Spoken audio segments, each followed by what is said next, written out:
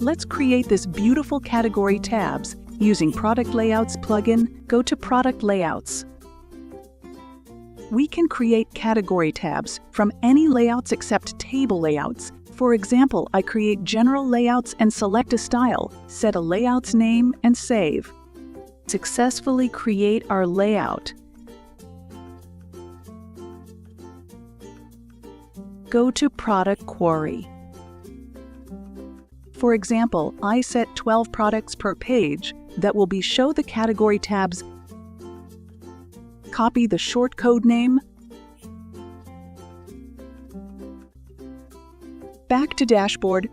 Scroll down and create Product Tabs Addon. Create a style. Set a name and save.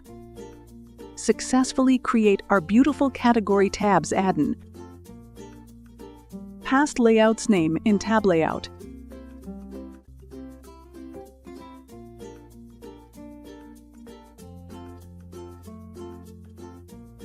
We can use the shortcode anywhere, but I use the shortcode publish the layout in a page. Copy the shortcode. Back to Dashboard and create a new page. Set a title. Paste the shortcode. Publish and view page. This is our beautiful category tabs Addon.